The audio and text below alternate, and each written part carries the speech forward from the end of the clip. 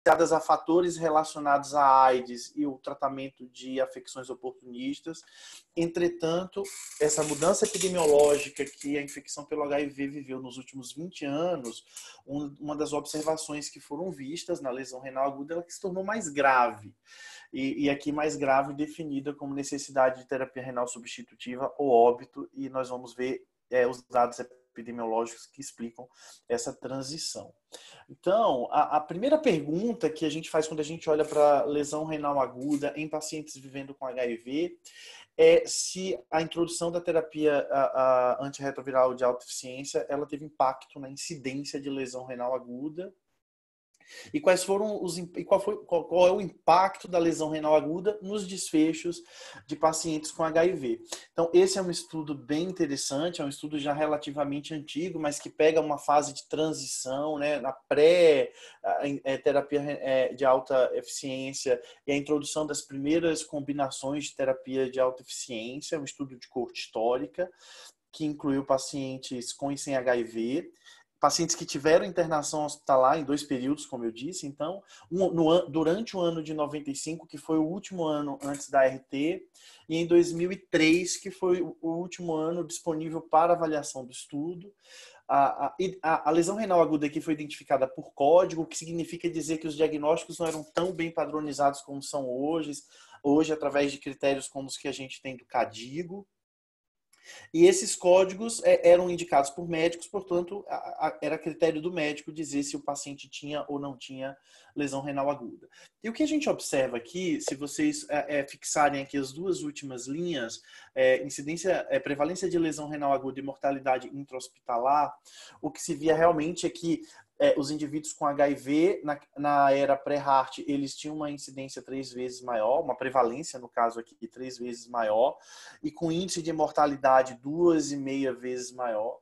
E o que se viu, pelo menos em um recorte de 1 ano, com pacientes sob terapia de alta eficiência, foi que a prevalência de lesão renal aguda também era maior nos indivíduos com HIV e até maior, né, mais elevada do que na era pré-HART, entretanto, com a queda na mortalidade. Esse foi o primeiro recorte, né, publicado em 2006. E quando esses autores, isso é um estudo americano, quando esses autores ajustaram as análises para demografia, comorbidades, o diagnóstico primário ou secundário de AIDS e admissão em centro especializado de AIDS, ou seja, se o paciente teve uma lesão renal aguda no centro especializado de cuidados em AIDS ou não, o que se viu foi que a probabilidade de lesão renal aguda, quando se comparou HIV contra não HIV, ela foi maior nos 2 períodos, mas esse peso de probabilidade foi menor no período pós-HART, bem como o mesmo foi observado na mortalidade intra-hospitalar. De qualquer maneira, mesmo sob HART, o indivíduo que tem HIV, comparando com o que não tem HIV, tem um maior risco de desenvolver lesão renal aguda e, ao desenvolver uma lesão renal aguda, um maior risco de ter uma mortalidade intra-hospitalar.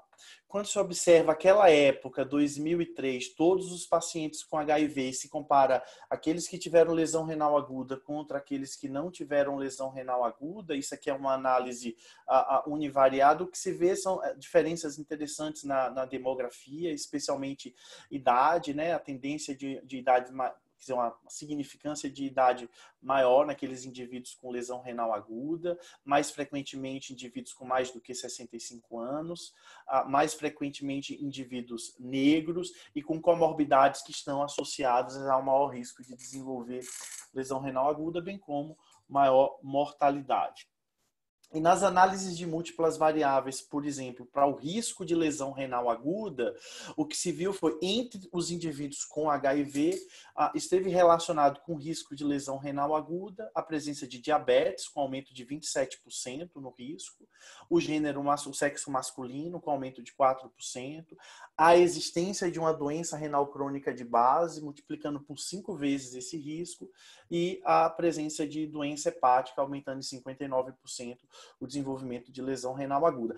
Essas se tornaram variáveis clássicas relacionadas ao desenvolvimento de lesão renal aguda na população vivendo com HIV. E o risco de óbito entre esses indivíduos, aqui, o desenvolvimento de um episódio de lesão renal aguda quase que multiplicou por 6 a chance de óbito. Lembrando que nós estamos falando aqui de um período onde já havia a terapia de alta eficiência, entretanto, não é a terapia que a gente tem hoje, e nós estamos falando de uma era pré-Cadigo e até pré-Akin e Riffle, que esse conceito de lesão renal aguda, de definição de lesão renal aguda, não era tão claro como a gente tem hoje. Quando a gente olha aqui os dados um pouquinho mais recentes, e esse é um estudo de coorte histórica também americano, com mais de 1 milhão de pacientes, de pessoas vivendo com HIV, que necessitaram de hospitalização entre 2002 e 2010. O que se observaram foi que a lesão renal aguda, e aí nós estamos falando de lesão renal aguda já grave, o que corresponderia aí um Cadigo 3, necessitando de diálise, a prevalência foi um pouquinho superior a 1% nesses indivíduos. Né? Isso, de novo, foi lesão renal aguda identificado por código e diálise identificado por código. Quando eu digo código, é o código que o médico preenche no prontuário.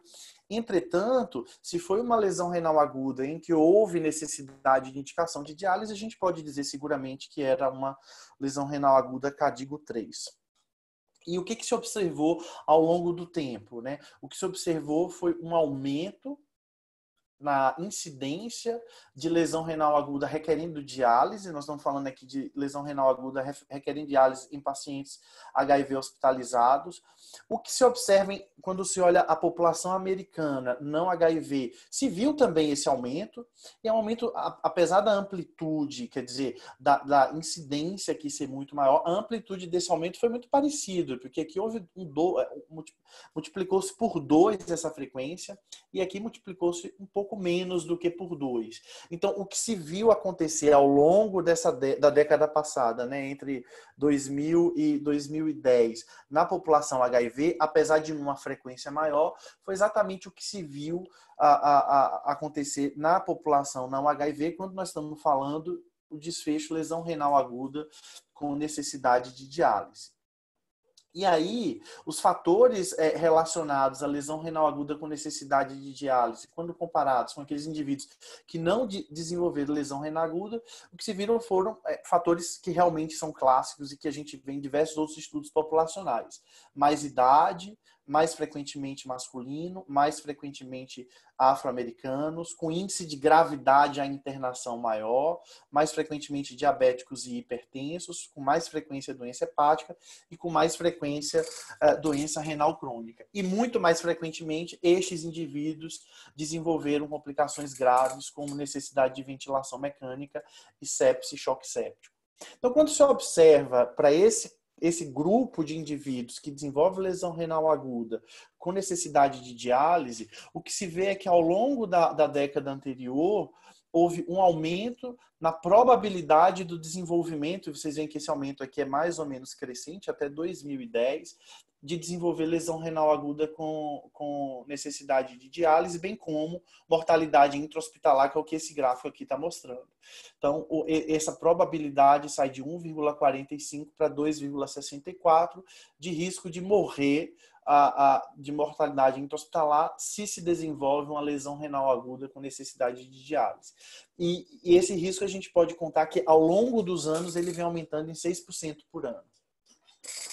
Então, a incidência de lesão renal aguda aumentou, a incidência de lesão renal aguda grave aumentou e a probabilidade de óbito por lesão renal aguda também aumentou, a despeito do desenvolvimento da terapia, da introdução da terapia antirretroviral de alta eficiência. Se a gente voltar aqui para esse gráfico, para essa tela, a gente pode entender um pouquinho melhor o motivo pelo qual isso aconteceu, a despeito da terapia, e justamente pelo que aconteceu na própria população em geral. Quer dizer, nós temos hoje indivíduos com HIV mais idosos, vivendo mais tempo, portanto, chegando mais à idade, à longevidade, com múltiplas comorbidades e especialmente já com alguma doença de renal crônica de base, o que coloca este indivíduo em risco muito semelhante de desenvolver sepsis, como outros indivíduos que não HIV positivo, e que a gente tem visto isso aumentar nas nossas unidades de terapia intensiva, onde quer que nós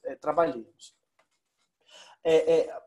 Olhando para as probabilidades de sobrevivência em indivíduos internados com lesão renal aguda, existem alguns dados na literatura. Eu trouxe um dado aqui, que é um dado aqui brasileiro, do pessoal da Universidade Federal do Ceará, que foi coordenado pela professora Elizabeth Dyer.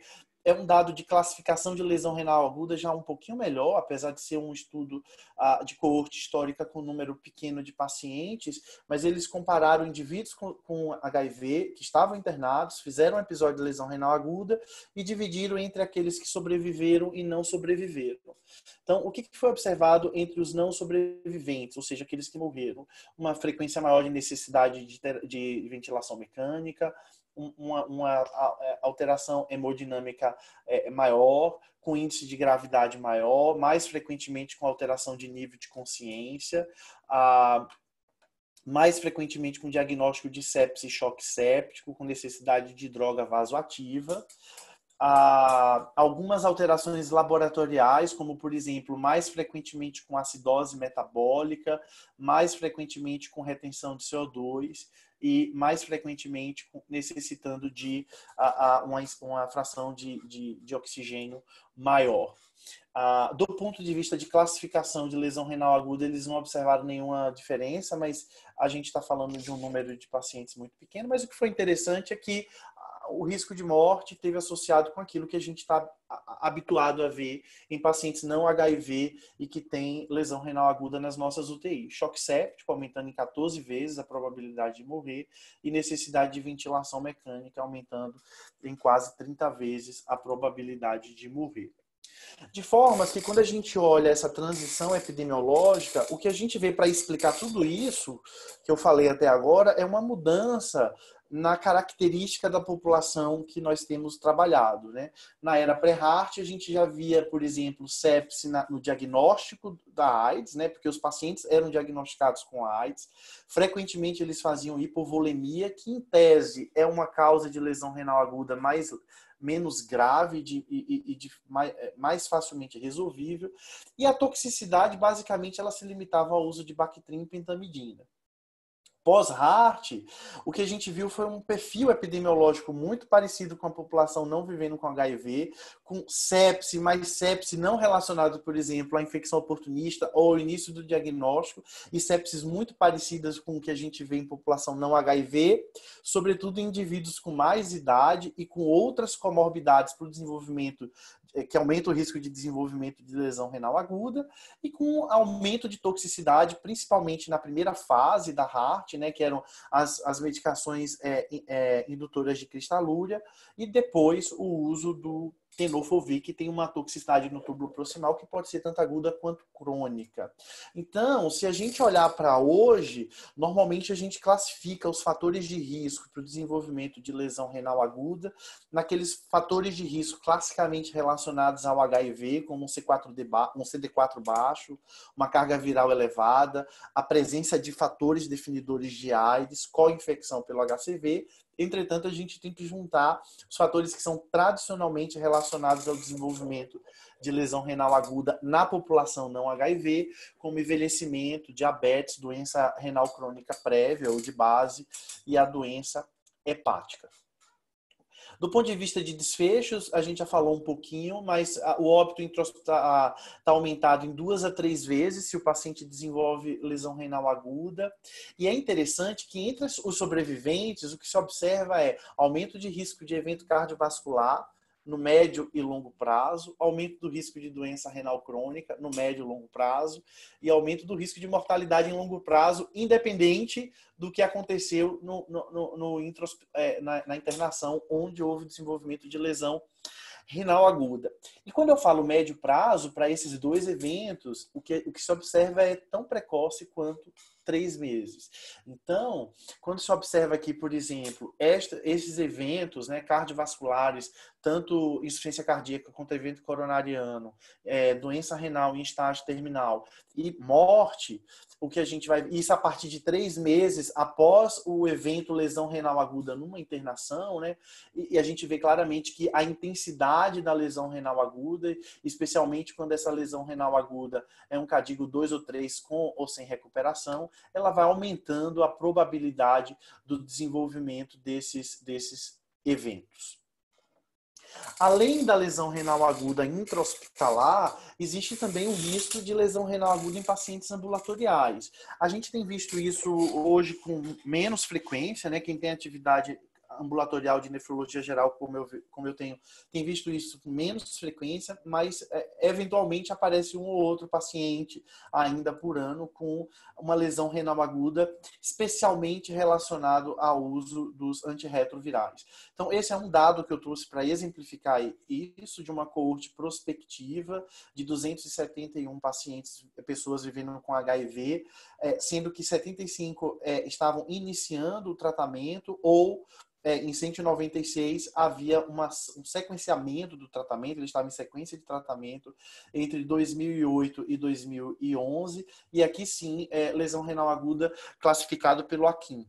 E o que a gente vê aqui é que existe uma frequência interessante de lesão renal aguda, especialmente CADIGO 1, AQIM 1, desculpa, e a gente vê que isso está relacionado com indivíduos que usam tenofovir, chegando aqui até 12,5%.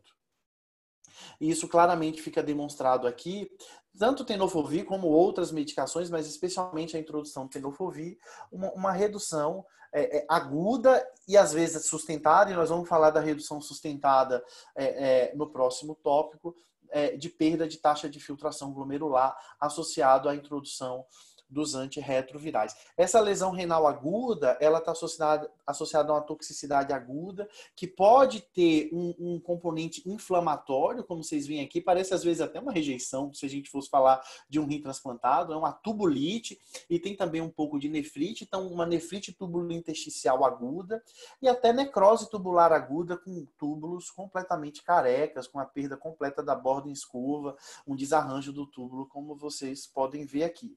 Isso não tem sido tão frequente hoje em dia, mas quem faz atividade ambulatorial precisa estar acostumado com isso. Então, essas eram as observações que eu tinha a fazer sobre a lesão renal aguda. O tratamento de lesão renal aguda em pacientes com HIV não difere daqueles sem HIV, suspensão da droga temporariamente, se for possível, terapia de substituição renal no contexto de sepse, como a gente vê hoje, exatamente igual como a gente vê no paciente não HIV.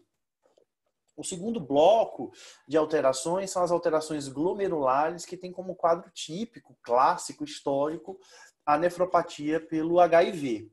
Então, essa nefropatia pelo HIV, ela é histórica, né? Ela foi descrita na década de 90 e a sua definição clássica é de uma doença renal classicamente associada ao HIV, caracterizada por uma forma colapsante de glomerulosclerose segmentar focal.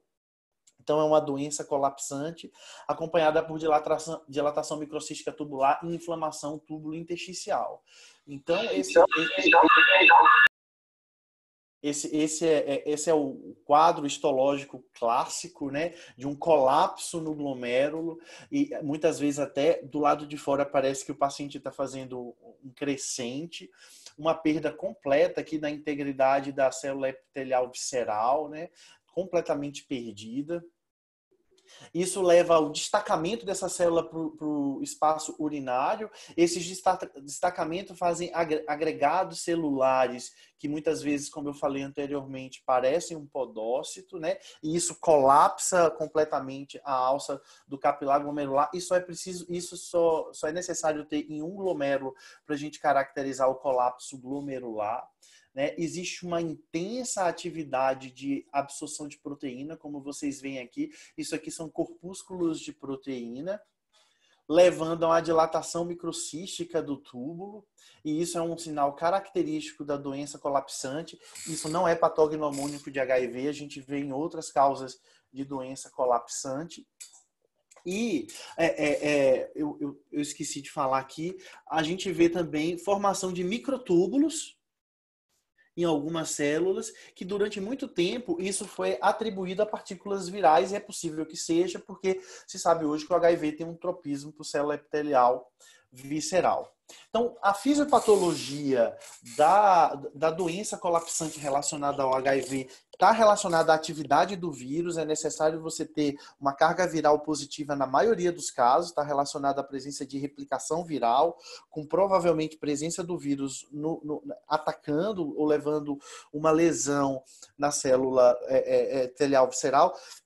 Entretanto, o que a gente sabe hoje é que existem alguns indivíduos que têm uma predisposição maior do que outra. E essa predisposição estaria relacionada com a mutação do gene da apolipoproteína 1. E a mutação desse gene está relacionada com uma série de doenças renais, outros quadros de GES, progressão de doença renal crônica em pessoas com ancestralidade africana. E daí se criou um modelo de um second hit para a mutação da apolipoproteína 1, ou seja, nem todo mundo que tem a mutação de maior risco, que é a mutação nos dois alelos, desenvolveriam doença renal proteinúrica ou não proteinúrica, mas havendo uma segunda lesão, um segundo disparo, isso poderia acontecer, e esse segundo disparo nestes indivíduos especificamente seria a infecção pelo HIV. Então, falando um pouquinho da mutação desse gene, esse gene foi extremamente importante na cadeia evolutiva dos indivíduos que moravam na África, porque ele ocorreu para garantir aos indivíduos africanos em determinadas áreas resistência à infecção pelo triponossoma que causa a doença do sono. É transmitida pela mosca Tsetse. E aí, com o tráfico de negros, indivíduos com essa mutação foram trazidos para a América do Norte e também para o nosso país. A gente não conhece direito a mutação de maior risco em nossa população. O que a gente tem é um estudo bem interessante, feito pelo Christian Riella, que avaliou populações em duas cidades, Curitiba e Maceió, e o que eles viram foi que a mutação de maior risco, que quando ocorre nos dois alelos, estava relacionada, né, a presença dessas duas mutações com indivíduos entrando em diálise com menos idade do que naqueles indivíduos que não tinham a mutação.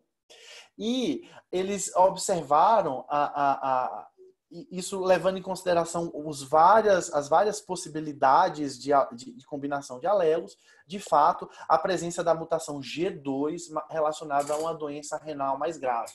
Então, o conceito que a gente tem hoje da mutação da apolipoproteína 1 como um fator de risco para doença renal é que ela é um fator de risco importante, definidora, especialmente em indivíduos com ancestralidade africana, porque ele é um marcador de que esse indivíduo tem um ancestral africano em pelo menos 3 gerações, e que ao haver uma segunda lesão, ou um segundo estímulo, um segundo disparo, esse indivíduo entra num processo de desenvolvimento de lesão glomerular, especialmente desencadeada por interferon. No caso aqui, um dos principais estímulos seria a presença do vírus do HIV. E isso a gente vê claramente em alguns estudos bem interessantes, com população pequena, mas estudos bem elegantes, tanto na população com ancestralidade africana morando nos Estados Unidos, como populações nativas. O que se vê é um aumento substancial da probabilidade do desenvolvimento da doença colapsante, né, da nefropatia pelo HIV. Então, de uma forma geral, o que se pode dizer é que, como é uma doença que está associada ao acometimento renal, que está associada com a presença do vírus e muito ligada à replicação viral, houve uma redução drástica na sua frequência após a terapia de alta eficiência, tanto na incidência quanto na evolução para doença renal crônica avançada. Faz uns 4 ou 5 anos que eu não vejo um caso.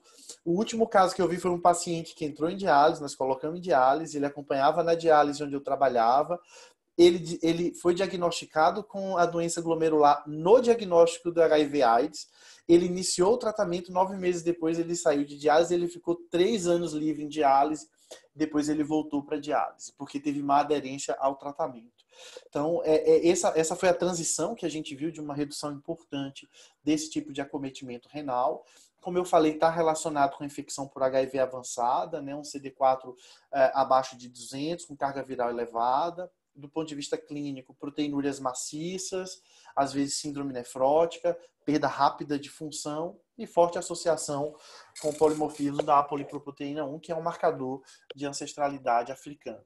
O tratamento é tratar a carga viral, negativar a carga viral com terapia de alta eficiência, tentar proteger o rim com Iacobra se o paciente tolerar, e eventualmente até uso de esteroides, o que é bastante questionável. Entretanto, o acometimento glomerular pelo HIV ele vai além da nefropatia pelo HIV tradicional e, aliás, hoje em dia as outras formas de acometimento costumam ser até mais frequentes do que a nefropatia pelo HIV. Então, convencionou-se, e o KDIGO sugere classificar o acometimento renal de acordo com as dominâncias dos compartimentos renais, né?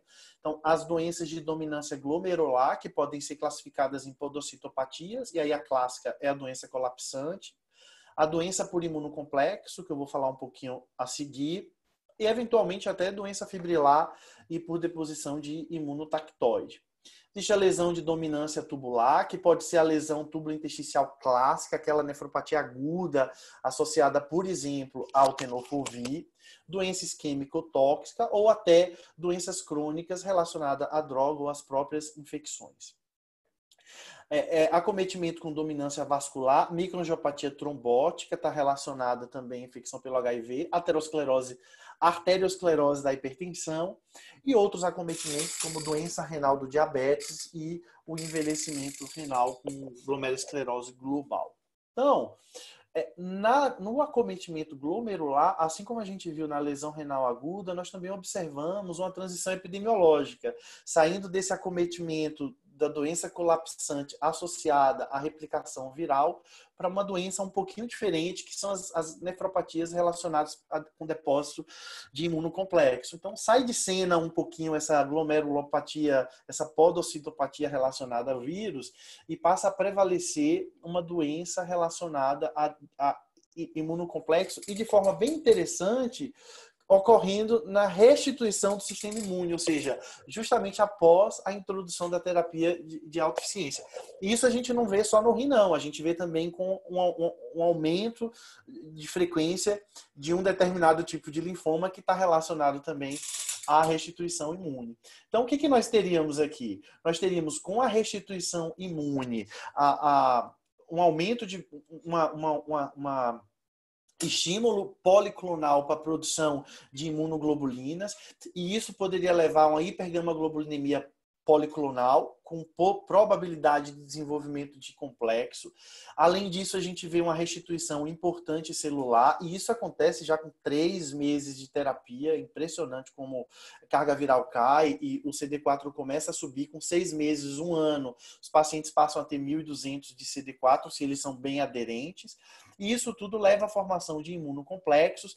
Esses imunocomplexos podem ser, por exemplo, imunocomplexo de IgA com IgG, levando a nefropatia pela IgA. Esses imunocomplexos podem levar a doença in situ, a deposição in situ, como a gente vê na glomerulonefrite difusa aguda pós-infecciosa, ou eventualmente até a formação de imunocomplexo circulante, com depósitos de imunocomplexo circulante como uma doença muito parecida com o lúpus, como eu estou mostrando aqui. Então, uma glomerulonefrite proliferativa difusa, com infiltrado celular, células visitantes, com padrão de imunofluorescência full house. Entretanto, a gente pode ter depósito em célula epitelial, após a célula endotelial, como a gente costuma ver na glomerulonefrite difusa aguda pós-infecciosa, inclusive com formação de corcova, e eventualmente depósito mesangial, que é o que ocorre na nefropatia pela IgA. Aqui, por exemplo, quando a gente olha assim, parece até uma pose streptocócica, né? Inclusive a gente vê claramente aqui os depósitos, os imunocomplexos, com a apresentação de uma glomerulonefrite aguda, com síndrome nefrítica aguda, eventualmente até com lesão renal aguda, isso na restituição do sistema imune. Então, se a gente olha para a epidemiologia dessa lesão, dessa doença renal por imunocomplexo associado ao HIV, eu vou trazer dados de pelo menos 2 séries que são interessantes, né?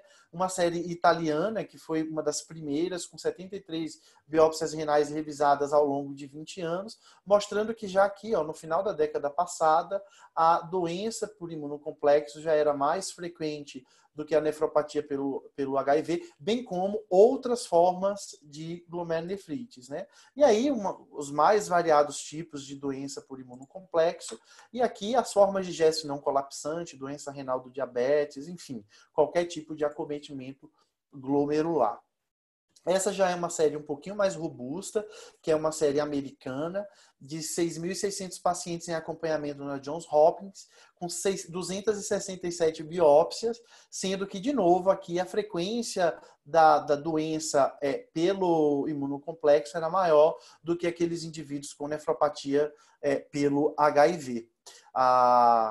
E aí também, de novo, glomerulonefrite pós-infecciosa, lupus-like, nefropatia pela IgA, sendo que aquela relacionada ao lupus e até a nefropatia pela membranosa foram aqui, evoluíram mais frequentemente com doença renal crônica.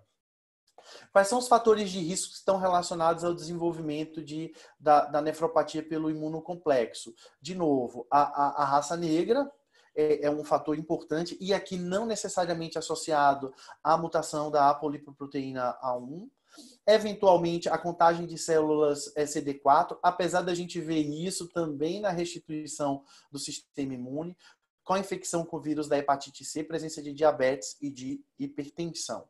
E quando se compara esses 2 espectros de doença, a nefropatia pelo HIV e a nefropatia por deposição de imunocomplexo, o que se vê é que a probabilidade de desenvolvimento de doença renal terminal é muito maior do que a gente via no passado, que é a nefropatia clássica pelo HIV. E como que a gente trata essa doença pelo imunocomplexo? Obviamente que se ela ocorre antes da terapia de alta eficiência, tem que se instituir terapia de alta eficiência. Tem que se observar em pacientes que não têm doença glomerular, na introdução da terapia, a possibilidade de desenvolver tanto lesão renal aguda como alterações características de doença glomerular, tanto que CADIGO e a Associação Europeia de HIV e AIDS recomendam que depois de 4 semanas todo paciente tenha uma creatinina e um exame de pesquisa de albuminúria. E hoje a gente sabe que a gente pode tratar, inclusive, essas doenças com imunossupressão e com isso, para isso, né, o transplante nos ensinou bastante. Tá a Marina presente aí, o que vai nos enriquecer com a discussão, e eu vou trazer alguns dados sobre o transplante no finalzinho. Tanto lesão renal aguda como as doenças glomerulares podem desencadear a doença renal crônica, e aí a gente vai para o terceiro espectro de acometimento renal na nefropatia na doença no envolvimento renal pelo HIV, e estão envolvidos aí todos os outros fatores relacionados à doença renal crônica na população não HIV, além da própria nefrotoxicidade. Então, do ponto de vista epidemiológico, a gente tem considerado hoje a infecção pelo HIV como um dos fatores de risco para a doença renal crônica. Isso entra em todos os guidelines. Então, se a gente olhar para a epidemiologia mundial, e eu trouxe aqui um dado de um estudo de meta-análise com mais de 200 mil pessoas vivendo com HIV em mais de 60 países, que se vê uma prevalência global de 6,4% quando se usa o MDRD e 4,8% quando se usa o CKD-EP. É um pouquinho diferente. O CKD-EP acaba tendo uma maior precisão e o que está dentro aqui deste triângulo é aquilo que tem uma acurácia superior a 70% em predizer uma verdadeira taxa de filtração glomerular, de forma que essa é a equação preferencial também para indivíduos HIV. E aqui é a frequência distribuída pelo mundo. A gente vê uma frequência maior na África e no norte da América, e isso deve estar associado com a mutação do gene da apolipoproteína 1. Obviamente que outros fatores de riscos importantes são hipertensão e diabetes. E no Brasil nós temos pelo menos 3 séries que avaliou essa frequência, com a variação de 2 a 8,4% de doença renal crônica em pessoas vivendo com HIV. Nós temos diversos fatores de risco que podem ser classificados de acordo com blocos, né? Como, por exemplo, a suscetibilidade do indivíduo, como a gente já falou aqui do gene da apolipoproteína A1, alterações, questões sociodemográficas, especialmente em indivíduos mais velhos e a ancestralidade africana, questões relacionadas ao HIV, o desenvolvimento da nefropatia pelo HIV, co-infecções, mas, sem dúvida, o que está no centro do problema hoje da doença renal crônica são as comorbidades. Quer dizer, um indivíduo que tem uma vida praticamente normal, uma sobrevida muito parecida com o indivíduo que não tem infecção pelo HIV e que vai desenvolver hipertensão, diabetes, dislipidemia, sobrepeso, que era muito importante no começo da terapia, sobrepeso e obesidade no começo da terapia de alta eficiência, com todos os fatores relacionados à doença renal crônica, mas, sem dúvida, o mais importante de todos, o desenvolvimento de diabetes mellitus. Então, vocês veem aqui a probabilidade, né, a curva de progressão de taxa de filtração glomerular, ou seja, sobrevida livre de taxa de filtração glomerular abaixo de 45 ml por minuto ao longo do tempo. Você somar diabetes e HIV, você tem uma diferença aqui extremamente importante. E de uma forma mais periférica, além das comorbidades, a gente tem a toxicidade pelos antirretrovirais, que não deixa de ser um fator importante, que a gente acaba temendo até mais do que isso aqui, mas eu considero até um fator mais periférico, desde que a gente controle de forma bastante robusta, baseada nos alvos preconizados pelo manejo da doença renal crônica, essas comorbidades nesses pacientes. Mas, de fato, esses antirretrovirais, alguns deles, especialmente, eles têm um risco maior de desenvolver uma nefrotoxicidade e desenvolvimento de doença renal crônica, e esse efeito costuma ser cumulativo. Então, eu vou trazer alguns dados para exemplificar, tem diversos dados na literatura. Este eu acho extremamente importante, porque esse vem de um dos estudos de coortes mais importantes em HIV, que é o DAD. Aqui é uma análise de mais de 23 mil pessoas com HIV, todos com taxa de filtração inicial acima de 90 ml por minuto, com segmento de mais de 7 anos, com uma frequência de 1% de doença renal crônica, de acordo com a classificação do CADIGO nessa coorte, o que dá uma frequência de 1,76 para cada 1.000 pessoas anos. E o que se vê aqui é que eu estou demonstrando o tempo, né, o tempo em anos de exposição a cada uma das terapias antirretrovirais, né? Algumas delas a gente nem usa mais hoje em dia. Então eu vou me deter aqui basicamente ao tenofovir, porque é uma terapia universal. E o que a gente vê aqui, se a gente olha para o tenofovir, ao longo do tempo de uso, é exatamente um desenvolvimento de um aumento, né, da frequência, da incidência de desenvolvimento de doença renal crônica, e mostrando que isso é cumulativo. Isso é proporcional ao tempo de uso. Né?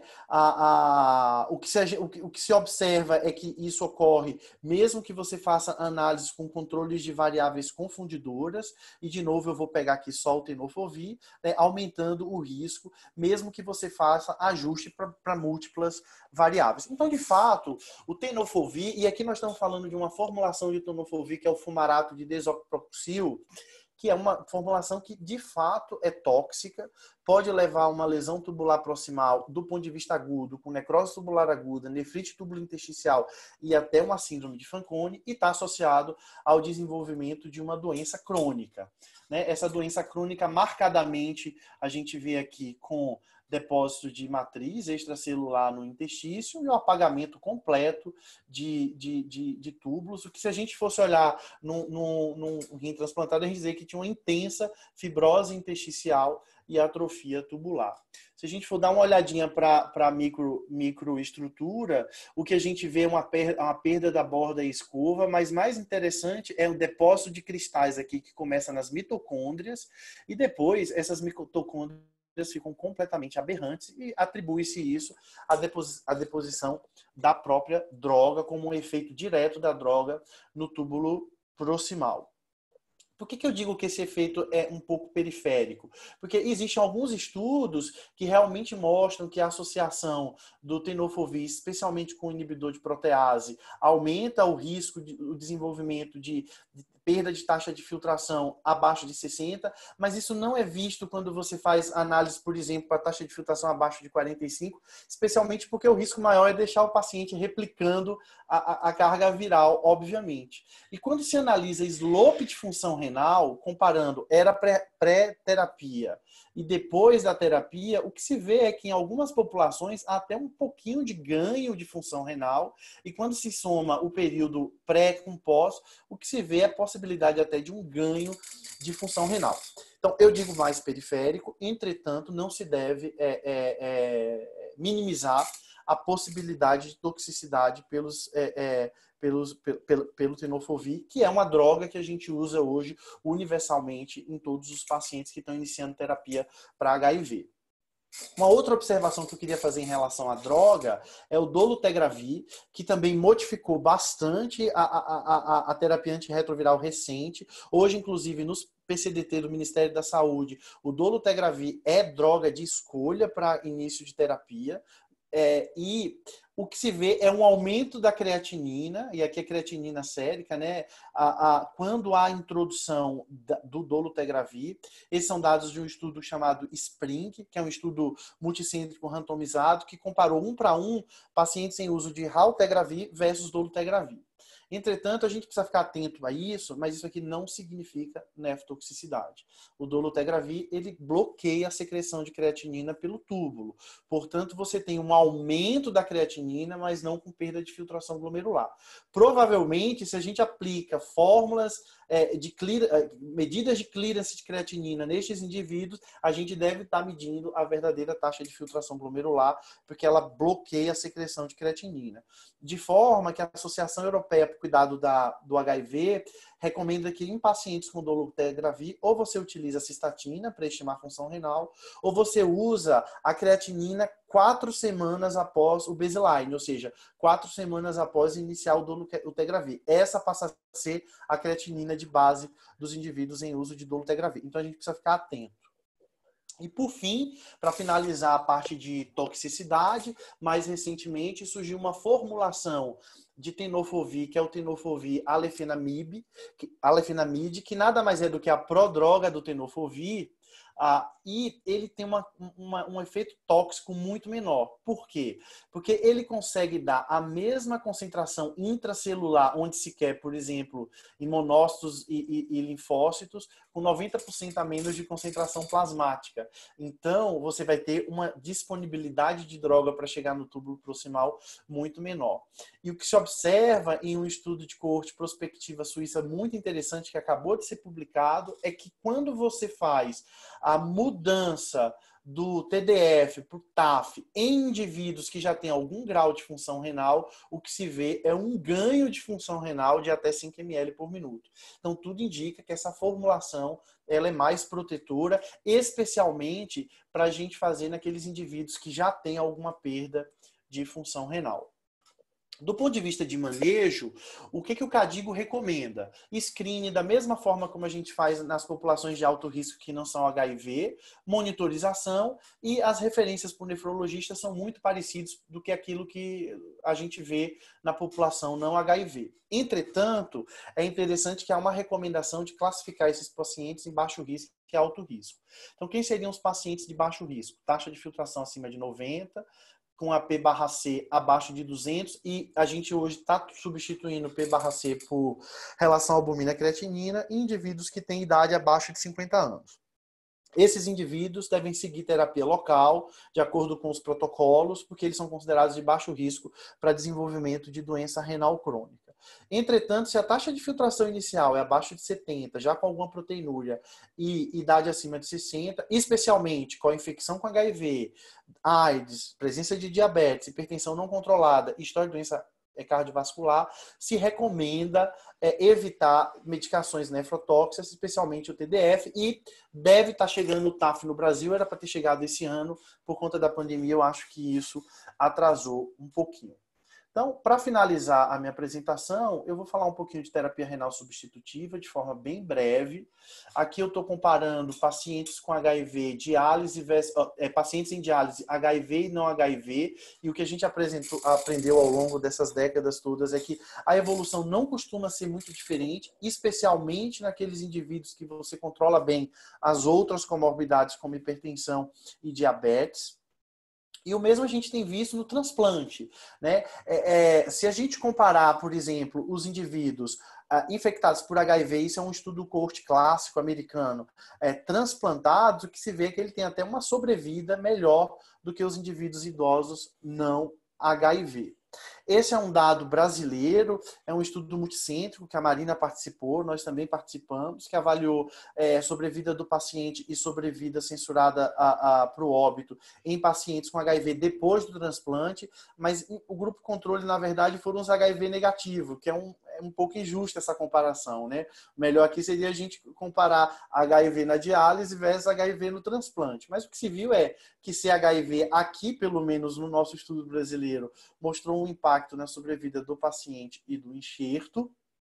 Entretanto, quando a gente olha um pouquinho um pouquinho dados de registro americano, o que a gente vê é, comparando com os indivíduos HIV que ficam na lista de transplante, aqui são os dados demográficos, eu não vou me deter, porque eu já me avancei demais na apresentação, mas são dados de 2001 a 2012, 1.431 pacientes, e aqui nós estamos falando de pacientes com HIV, com pelo menos uma medicação para tratar o HIV, que estavam na lista de transplante e ou transplantaram com doador vivo e doador falecido. Então, o que é que se vê aqui? O que se vê é que o transplante reduz de forma substancial a probabilidade de óbito, né? Tirar o indivíduo da lista, ou seja, tirar o indivíduo da diálise, e isso pode ser visto classicamente nesse gráfico de risco aqui, ó, de risco cumulativo. Então, de risco proporcional, na verdade. Logo, ó, no comecinho do transplante, né, tudo que está abaixo de 1 é proteção, você vê uma queda robusta no risco de morrer se você tirar o indivíduo da diálise. E isso continua até pelo menos 2 anos, 5 anos de evolução. Os critérios para a gente transplantar paciente têm sido cada vez mais liberais. Esses são critérios clássicos que foram recomendados também pelo CADIGO, né? Você precisa que esses pacientes estejam em terapia de alta eficiência por pelo menos 6 anos, com carga viral indetectável. Alguns serviços exigem CD4 acima de 400, 350, mas aqui acima de 200, sem infecção oportunista, sem história de infecção oportunista grave. E essa co-infecção com hepatite C até já saiu, porque os dados mais recentes mostraram que a evolução é tão semelhante quanto, especialmente com as novas opções de tratamento que a gente tem para a hepatite C.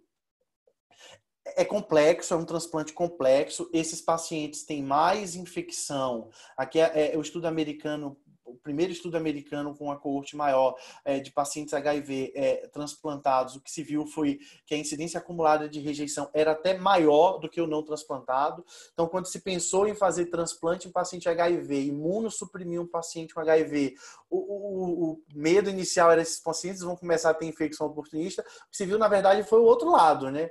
Foi rejeição, que é o outro polo, né? Mas não exatamente por conta de um aumento de atividade imunológica, mas muito mais porque a interação entre os antirretrovirais, sobretudo aqueles que a gente usava na década passada, como combinações de inibidores de protease, eram muito complexas a sua interação com os inibidores da calcineurina. E mais recentemente, o que nos chama a atenção é esse gráfico que eu vou utilizar para finalizar minha apresentação, que é um gráfico de sobrevida. Vejam que esse slide está sem título. É um gráfico de sobrevida de paciente e de sobrevida do enxerto. Esse é um estudo com 23 pacientes sul-africanos, com excelente resultado, que transplantou HIV para HIV. E essa foi a novidade mais recente da infecção por HIV e o rim, que foi utilizar rins de doadores falecidos HIV para receptores falecidos HIV. Isso já é uma regra no sul da África, e os Estados Unidos têm feito isso, especialmente em alguns protocolos de pesquisa. Então, essas eram as considerações que eu queria fazer. Eu peço desculpa por ter me alongado, e eu estou à disposição para discutir, ouvir a Marina e ouvir os comentários e as perguntas de vocês.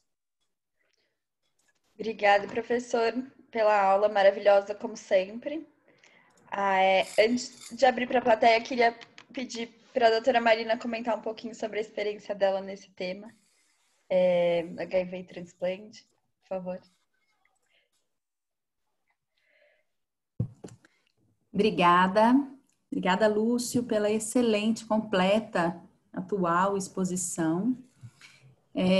Eu tenho alguns comentários pontuais e aí eu gostaria, inclusive, de compartilhar alguns artigos com vocês. Não sei, Marina, depois você me fala qual a melhor forma, se eu coloco no chat ou se eu te mando.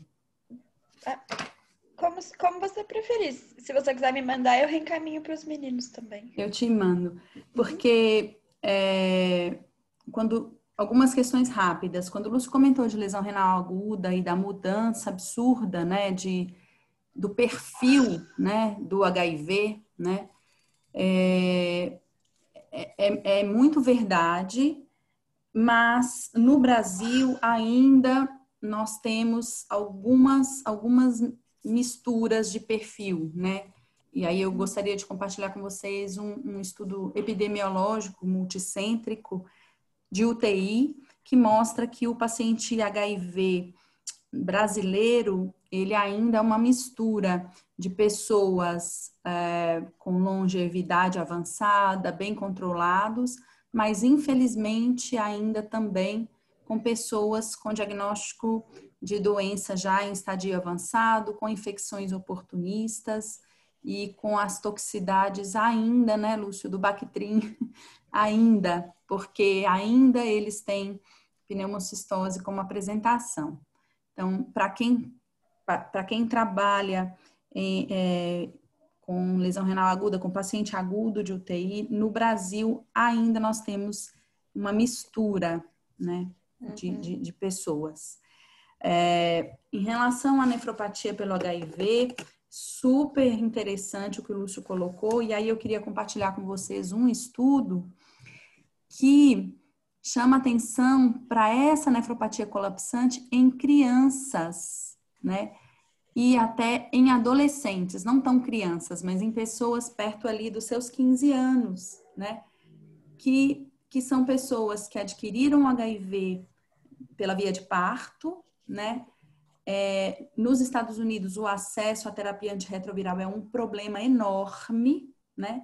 E aí a gente junta pessoa que não tem acesso a plano de saúde americano e é negro, né? E adquiriu a infecção pela via de parto. Então, a nefropatia pelo HIV, que como o Lúcio disse, está desaparecendo entre os adultos que iniciam a terapia antirretroviral precocemente, é um problema na população adolescente que sobreviveu à aquisição da HIV por via de parto ou que é aderente à terapia antirretroviral ou que não tem acesso. Então, esse é um outro ponto que a gente precisa chamar atenção. Em relação ao HIV e transplante, se der, não sei, eu queria só mostrar, eu posso mostrar 3 slides do meu doutorado? Claro, tem doutora. tempo? Eu só preciso colocar a senhora de host. Espera aí, só Para eu minuto. compartilhar a tela. Porque o Lúcio mostrou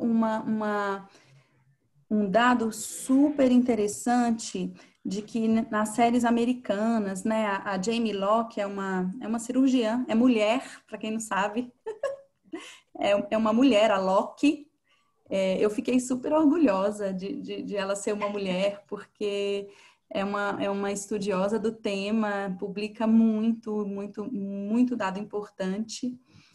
E apesar das séries americanas, europeias mostrarem uma sobrevivência do paciente, né, excelente, o Lúcio mostrou que o nosso multicêntrico brasileiro não encontrou isso entre os nossos transplantados, né?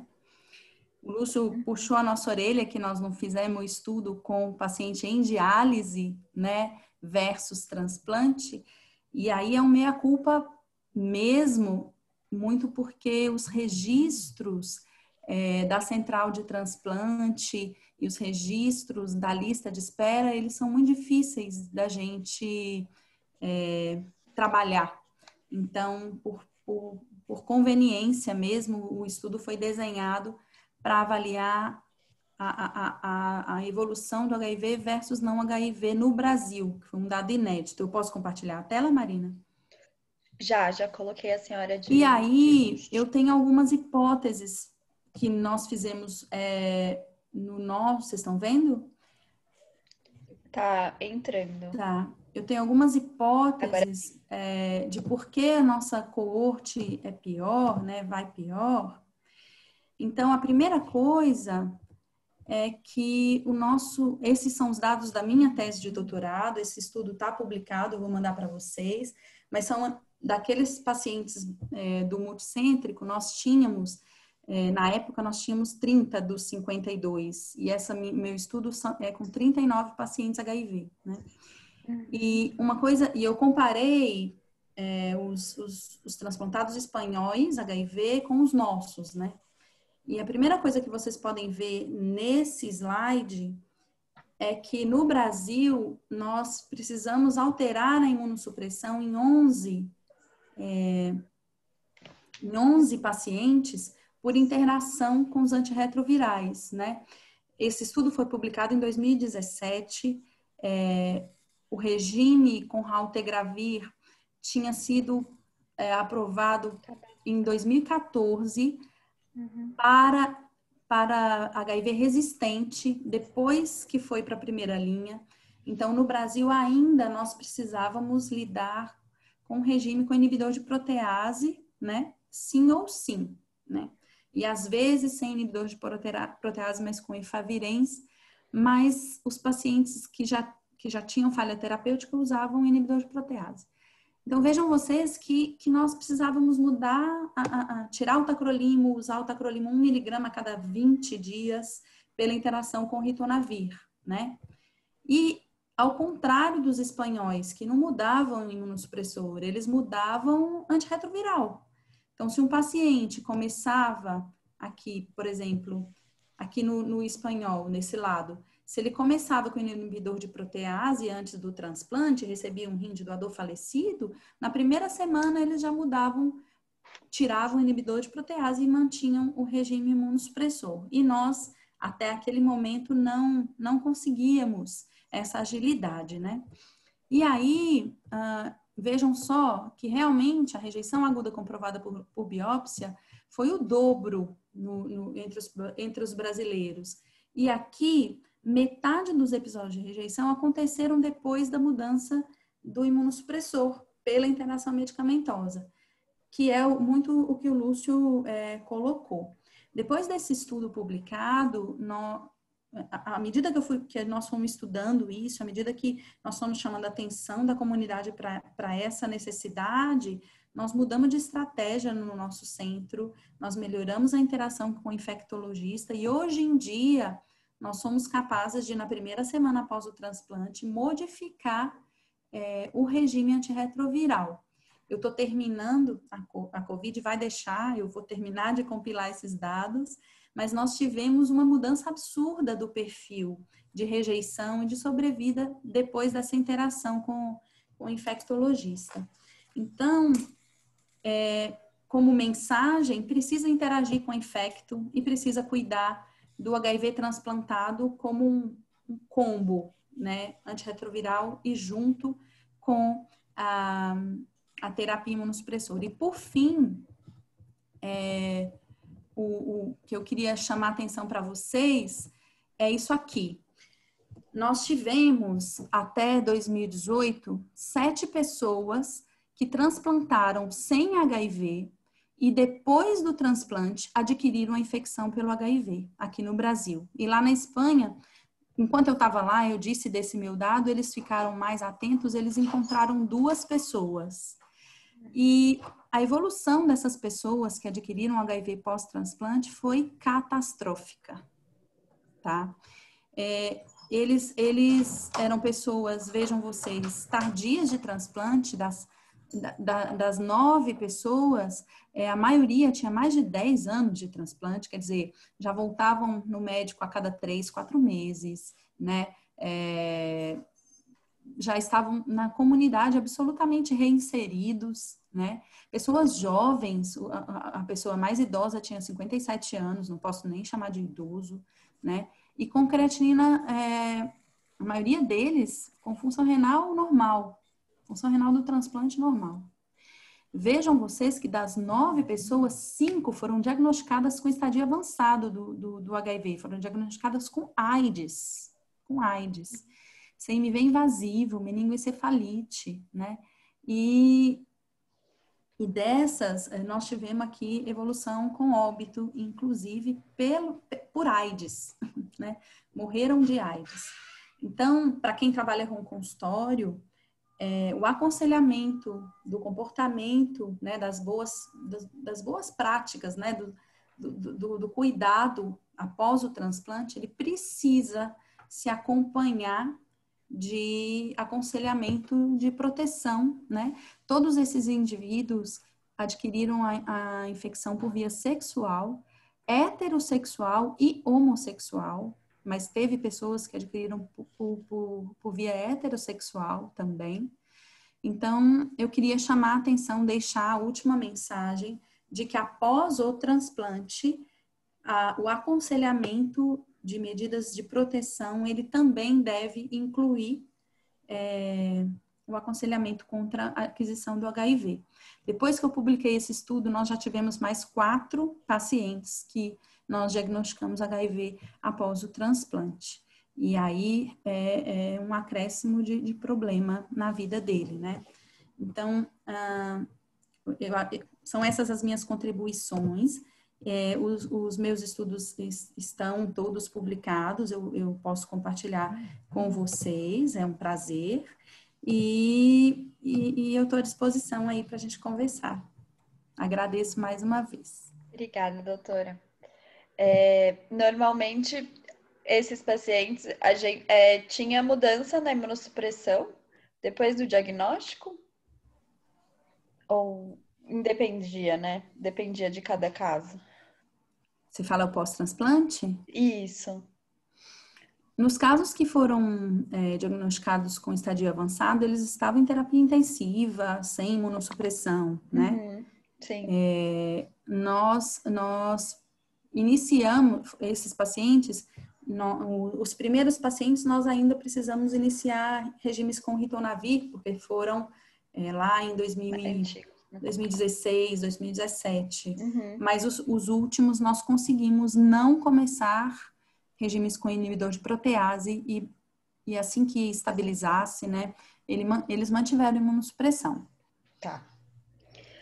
Eu acho que uma das coisas que tanto a doutora Marina quanto o doutor Luiz falou é interação principalmente da nefrotoxicidade, né? Eu nunca vou esquecer de um paciente, acho que foi no primeiro mês que eu atendi, era um paciente HIV que a gente pediu DISC na uremia, que estava tratando, eu lembro do paciente de 90, ele foi diagnosticado em 92 e, enfim, já estava no estádio, eu pedi o DISC, um ano depois,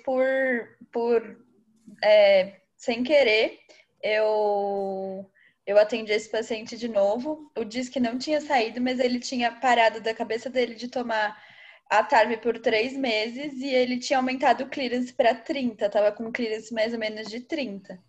E aí o que eu acho que, eu lembro que ele não usava tenofovir como regime, mas que depois, pela conversa com os infectologistas, foi reintroduzido e ficou tudo bem, ele manteve esse clearance de 30 só com a troca da TARV, né?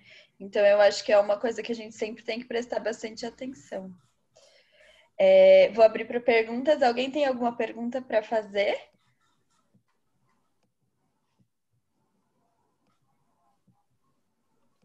Acho que... Doutor Lúcio. Não, acho que a Érica tem uma pergunta.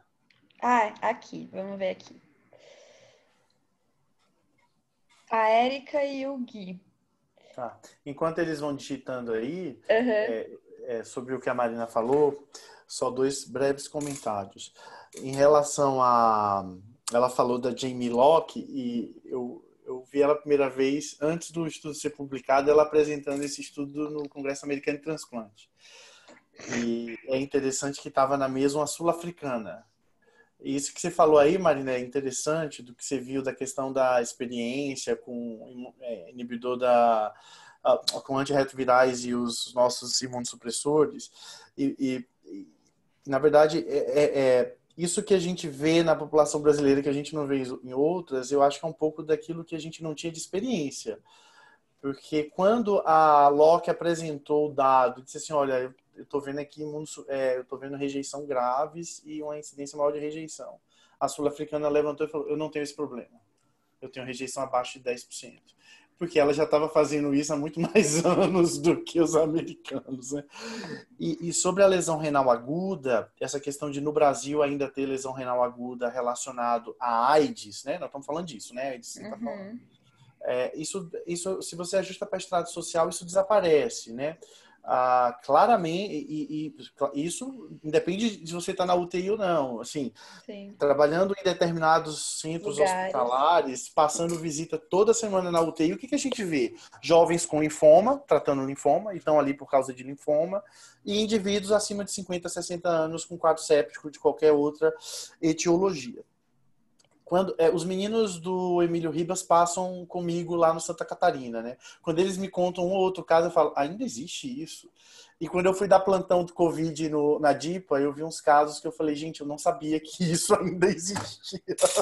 Você tem razão, Marina, mas se a gente ajusta isso para extrato social, você vê populações claramente americanizadas e europeizadas aqui no Brasil, em hospitais de média, de classe média. Então, realmente, isso ficou para aqueles indivíduos que têm zero acesso a serviço estruturado de saúde. Sim. Eram essas duas observações que eu tinha feito. Sobre a sul-africana, a doutora Elmi Müller, né? Também é uma mulher. Eu acho o máximo. E ela desromantizou, né, o transplante do HIV positivo para o HIV positivo. Ela veio aqui na Unifesp em 2019 e nós saímos para almoçar com ela e um grupo de estudantes de medicina, e ela contou para a gente que ela fez o transplante, ela começou a brigar por fazer o transplante HIV por HIV na África do Sul, porque o sul-africano pobre não tem acesso à diálise, ponto final. E ela cansada de, no plantão, né, como disse o Lúcio, no plantão, admitir pessoas sul-africanas com HIV morrendo de uremia. Então, o pioneirismo nasceu da absoluta necessidade de falta de acesso, como o Lúcio disse, né, de falta de acesso. Os pacientes HIV positivos que morriam os órgãos deles eram inutilizados, né? E então ela tinha um absurdo de pessoas jovens morrendo de uremia e um absurdo de pessoas jovens morrendo de HIV. E essas pessoas jovens com HIV morrendo de uremia. Então ela desafiou, né? E ela conta que o diretor do hospital foi atrás dela e falou: você vai ser presa, isso é um absurdo isso que você está fazendo. E aí ela achou um outro diretor de hospital que falou: eu tô com você, vamos para frente. E fizeram sem nenhum romantismo, assim, mas por absoluta necessidade. E aí, como eu aprendi na ética, se é uma questão de sobrevivência, você não pode falar de ética, porque é sobrevivência, né? Então, não tem opção. E aí, isso foi sendo construído depois. E hoje em dia, ela tem uma super experiência, né? Muito legal. Guilherme, por favor, faça a sua pergunta. Boa noite, professor. Obrigado pela aula, foi excelente. A minha dúvida é se existe um melhor método para a gente estimar estimar a taxa de filtração glomerular em pacientes que estão usando TARV. Se a gente usa o CKD-EPI, seria melhor. Qual que seria que está mais indicada? E quanto ao transplante, teria uma TARV ideal, assim, que a gente mais indica antes do transplante nesses pacientes que têm HIV? E outra dúvida que eu fiquei, quais seriam as condições de um HIV transplantar para outro HIV? Tem alguns critérios que a gente considera antes desse transplante de HIV-HIV? Boas perguntas. Sobre a estimativa de função renal, a recomendação do CADIGO é utilizar o CKD-EPI, e a recomendação mais recente da a Associação Europeia para o Cuidado do HIV é, se o paciente estiver em uso de dolutegravir, utilizar a cistatina. Lembrando que cistatina está barateando. Hoje, a maioria dos laboratórios aqui em São Paulo fazem cistatina C por 60, 70 reais. O que eu faço no meu consultório? Se o paciente não usa dolutegravir, eu doso creatinina e uso CKD-EPI, como qualquer outro paciente. Lembrando que é importante você ter acompanhamento também de urina 1 e albumina creatinina 1 a 2 vezes por ano. Se o paciente usa dolutegravir, que hoje, na terapia inicial, hoje, padrão do Brasil é com dolutegravir, eu estou seguindo a recomendação da europeia, que é considerar a creatinina depois de 4 semanas como uma creatinina basal e daí inserir a creatinina no CKD-EPI. Os pacientes que podem pagar, porque o convênio não cobre, eu peço para fazer uma cistatina e faço o CKD-EPI cistatina. Então é assim que eu recomendo, inclusive, que a gente olhe para as estimativas de função renal. A segunda pergunta foi em relação a terapia antirretroviral e transplante. O que a gente tem hoje de padrão no Brasil, né? Quer dizer, boa parte dos pacientes novos diagnosticados dos últimos 5, 10 anos, eles estão em uso de 3 em 1, que é lamivudina, efavirenz e tenofovir, ou aqueles que iniciaram terapia estão utilizando o esquema à base de tenofovir e dolutegravir. São esquemas que são mais friendly, digamos assim, da terapia imunossupressora. Então, assim, do ponto de vista de interação, a gente tem tido muito menos problema, e depois a Marina pode comentar pela experiência que ela tem, muito maior do que a nossa, do que a gente tinha com a combinação de inibidores de protease, quando os comprimidinhos eram 2 inibidores de protease juntos, que a gente dava, por exemplo, eu tive o meu último paciente que faleceu no transplantado de HIV, só para você ter uma ideia, ele ainda usava caletra, porque ele tinha uma infecção que era resistente e o esquema antirretroviral dele precisava de combinação de inibidor de protease. Só para você ter uma ideia, a dose do tacrolimo dele, fazendo curva, inclusive, era 0,25 miligramas a cada 15 dias. Então, é uma coisa extremamente complexa de fazer. E a terceira pergunta eu não lembro. Sim, os critérios para se aceitar que o doador hemortocefálica que seja infectado por HIV seja um doador para um receptor com HIV. A Marina acho que pode comentar isso melhor do que eu, que lembro de cabeça assim, é obrigatório ter uma biópsia, não ter proteinúria, obviamente a função renal, acho que nem é necessário que seja função renal normal por conta da lesão renal aguda, mas a ausência de proteinúria, a ausência de evidências da nefropatia pelo HIV, né? Proteinúria e obrigatoriamente precisaria ter uma biópsia. Isso varia de local para local, mas que eu lembre do protocolo sul-africano era basicamente isso. Acho que a Marina vai ajudar mais do que eu nessa resposta aí. Sobre a função renal, é isso mesmo. Nós fizemos uma análise comparativa de MDRD e CKD-EPI no ambulatório espanhol, são 4.500 pessoas, e realmente, assim como em não HIV, o MDRD falha em nos dar uma estimativa razoável, né? Em relação ao antirretroviral e imunossupressor, é verdade o que o Lúcio disse. Hoje em dia, como, além disso, com a interação com o infectologista, como nós temos, né, a tipificação HLA do receptor de transplante, nós temos, inclusive, a possibilidade de conversar sobre o uso do abacavir, que é uma outra medicação muito interessante, que pode compor o esquema, pode melhorar a eficácia. E às vezes eles não usam porque eles não têm acesso assim fácil à tipificação do HLA. E tem um HLA, que é o B57, que se ele é presente, ele aumenta a chance de reação adversa do abacavir e você não pode usar. Então, além disso que o Lúcio falou, a interação com o infectologista, nós podemos fornecer informações e ampliar a gama de antirretrovirais. Em geral, a gente substitui o tenofovir. É uma medicação super eficaz em HIV, de primeira escolha em termos de controle viral, mas os nefrologistas transplantadores têm um pouco de desânimo em relação ao tenofovir. E existem regimes iguais em termos de eficiência. E aí, quanto aos critérios, os sul-africanos têm um privilégio que eles têm poucos subtipos de HIV, né?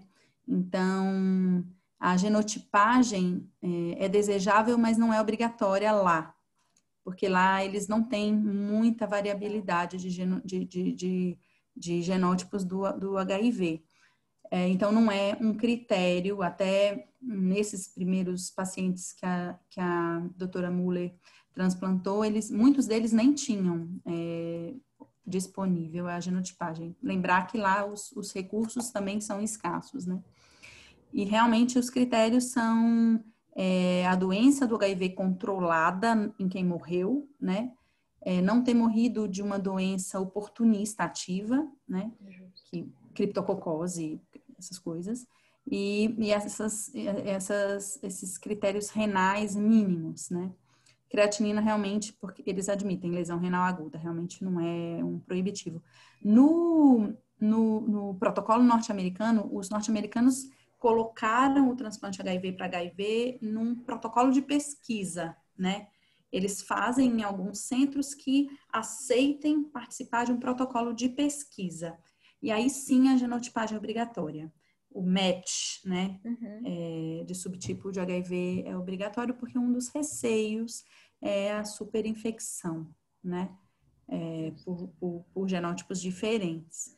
Mas lembrar que lá nos Estados Unidos é um protocolo de pesquisa, então tem aí inúmeros critérios a serem seguidos e não necessariamente vão se aplicar à prática clínica se isso for para frente, né? No Brasil eu vejo que primeira coisa, eu queria falar um pouquinho só rapidinho de acesso ao transplante, né? Nós fizemos uma enquete entre médicos de diálise, se eles conversavam com os pacientes HIV positivos sobre transplante, e foi um pouco assustador, assim, eles deixam por último. E teve um grupo britânico que fez uma enquete com pacientes HIVs em diálise sobre transplante com doador vivo, né? E eles mesmos não consideram a possibilidade de transplante de doador vivo. Nós fizemos um transplante de doador vivo aqui no nosso centro, que foi super bem sucedido, e eu tenho muitas restrições ao transplante com doador vivo em geral, acho que precisa ser muito bem avaliado, muito bem estudado, mas eu acredito que, assim como as outras pessoas, o transplante com doador vivo merece ser considerado para a pessoa que convive com vírus HIV também. Não é a minha opinião de forma nenhuma que o fato dele ter HIV é uma contraindicação a pensar nessa hipótese. Não estou advogando o transplante com doador vivo, nem sim, nem não, mas eu vejo que ainda existe um pouco de preconceito quando a pessoa chega com a sorologia positiva. Não sei sua opinião, Lúcio, sobre isso. Eu tenho 3 pacientes HIV com doador vivo, 2 HLA idêntico, inclusive. Os 2 ficaram sem inibidor de calcineurina, porque os 2 na época tomavam inibidor de protease, foram excelentes. Uma delas faleceu agora de Covid, mas estava com 0,8, 0,9 de creatinina. O outro mora na Europa atualmente e o terceiro está bem. Então, a gente não tem restrição ao doador vivo, não. E esses 2 HLA idênticos foram interessantes porque era na época que eles tomavam inibidor de protease e a gente teve a opção de fazer uma imunossupressão dupla sem inibidor de calcineuria. Do ponto de vista do HIV positivo, eu acho que a gente vai evoluir para essa discussão no Brasil nos próximos anos, ou até meses, quando passar a pandemia, porque o que vai puxar isso é a discussão do HCV positivo, que vai chegar e vai chegar com tudo. A Sociedade Brasileira de Nefrologia está investindo pesado para que o nefrologista seja treinado para tratar a infecção pelo HCV, e uma coisa puxa a outra, naturalmente vai puxar a outra, sem dúvida. Justo, tá certo. Érica, faz a sua pergunta, por favor. Oi, Má, obrigada. Doutor, muito obrigada pela aula, foi excelente. Doutora Marina, excelentes comentários. Na verdade, a minha dúvida é uma dúvida mais prática de quem está começando. Eu comecei a fazer ambulatório esse ano e recebi 2 pacientes encaminhados da Infecto com um perfil bem parecido. São pacientes jovens, de 30 a 40 anos, já com uma doença, um HIV já com diagnóstico de 8, 10 anos de doença e que vem ao longo dos anos piorando a creatinina. A ponto que agora a Infecto encaminhou porque eles estão já no estadio 3A, 3B. Eu não lembro agora exatamente os esquemas que eles estavam utilizando da TARV, mas a minha dúvida é se em algum cenário caberia a nós, nefrologistas, tentar conversar com a Infecto sobre substituição de esquema, ou se simplesmente a gente só orienta ajuste de dose da terapia e vai acompanhando outros sinais de alarme. Ótima pergunta. Do ponto de vista prático, sempre conversar com o Infecto. É que Infecto é muito resistente, assim. Infecto tem uma certa resistência em modificar a terapia antirretroviral. Mas, veja bem, você falou de uma... Eu acabei tirando essa parte da aula porque estava muito extensa, senão a gente ia ficar 3 horas aqui. Mas uma coisa interessante é você verificar que deve ser, né, pela idade que eles têm, pelo tempo de terapia, eles devem ter terapia baseada em tenofovir. Porque se eles não começaram, certamente no meio do caminho eles foram convertidos por 3-in-1 ou por tenofovir com dolutegravir. Então, é uma coisa interessante, que é uma dica que eu sempre... A primeira coisa é ver se não tem alteração urinária, né? Como qualquer outra alteração de função renal. Ver imagem e ver alteração urinária, hematúria, proteinúria. Não tendo, em uso de tenofovir, tem uma coisa muito importante que às vezes a gente esquece, que é ver perfil metabólico do osso. É ver cálcio, fósforo, vitamina D, densitometria e fosfatúria. Eu faço fosfatúria 1 vez por ano em todos os meus pacientes que eu sigo no meu consultório em uso de tenofovir. Porque mesmo que ele não te dê uma Fanconi, esses pacientes, antes de perder função renal, começam com um pouquinho de fosfatúria, eventualmente tem até hipofosfatemia. Então, essa é uma coisa boa de você ver para você ir fechando se isso realmente está relacionado ao TDF, que é o tenofovir. O que a gente vai ter... Outra coisa que você precisa verificar é se não está usando dolutegravir, né? Porque se estiver utilizando dolutegravir, às vezes a creatina sobe falsamente e, na verdade, essa era a função renal dele antes do... Não é que sobe falsamente, é que para de secretar e aquilo ali reflete de uma forma mais fiel, que é a taxa de filtração glomerular. Mas o que eu acho que a gente vai ter no próximo ano, né? Eu participei recentemente de um evento da Gilead, que é quem vai comercializar o TAF. A gente vai ter o TAF. E aí o que vai dar para fazer, que isso, entre pacientes que têm abaixo de 60 ml por minuto, claramente, o estudo suíço mostrou isso de forma muito elegante, esses indivíduos ou estabilizam ou até ganham a função renal, é trocar o TDF pelo TAF. É que a gente não imagina muito hoje em dia um paciente em TARV ou HART sem tenofovir. Isso é difícil da gente pensar. Eu não estou falando do transplante, eu estou falando da população em geral, né? Então, e outra coisa importante, fundamental, é controle rigoroso de pressão, controle rigoroso de glicemia e dos outros fatores relacionados à progressão. Porque esses indivíduos, o que os estudos mostram é que eles progridem, mas eles são progressores lentos, a menos que eles tenham esses outros fatores e que esses outros fatores não estejam bem controlados. Só um parêntese, Érica, é interessante a gente ficar meio atento a urina. Fica atento à urina para ver se não tem indicação de biópsia, que seriam as mesmas indicações de pacientes não HIV. Às vezes até ser um pouquinho mais permissivo na biópsia com proteinúria abaixo de 1 grama, com um pouquinho de hematúria, porque eventualmente você pode pegar uma nefropatia pela IgA. E só para fechar, eu lembro de um caso que eu recebi no meu consultório há uns 6 anos atrás, é minha paciente até hoje, uma enfermeira, ela me procurou com 60 anos. E ela já tinha 20 anos de HIV. Na verdade, hoje ela tem 70, então ela é minha paciente há 10 anos. E ela chegou com infecções urinárias de repetição. 1 ano rodando entre infecto e o infecto mandando para o urologista. Infecto, urologista, infecto, urologista. Na primeira consulta, eu olhei assim, ela tinha uns 100 números de uroculturas negativas. Eu falei, essa mulher não tem infecção urinária. Aí eu liguei para a Silvia, do laboratório do HRIM naquela época, falei, Silvia, eu tô mandando uma moça aí para você colher um BAR. E era uma tuberculose urinária. Então, sempre procurar essas outras possibilidades de diagnóstico como se ele não fosse HIV, como se você estivesse fazendo uma nefrologia geral mesmo. Eu só queria reforçar o que o Lúcio disse. Olha com olho curioso, porque são pessoas jovens. Se ele tem rim de tamanho normal, ecotextura normal, espessura do parênquima normal, olha com um olhar curioso. E se tiver alteração urinária, eu também seria mais investigativa. São pessoas jovens, né? São pessoas jovens. E investe também na comunicação com o infectologista. Hoje em dia, eles têm mais opções. Então, a resistência pode ser que não seja tão grande, né? Tá certo. Mais alguém? Alguma pergunta? Acho que fechou. Muito obrigada. Eu acho que a discussão foi muito rica, muito legal. Obrigada mesmo, doutor Lúcio. Boa noite, doutora Marina.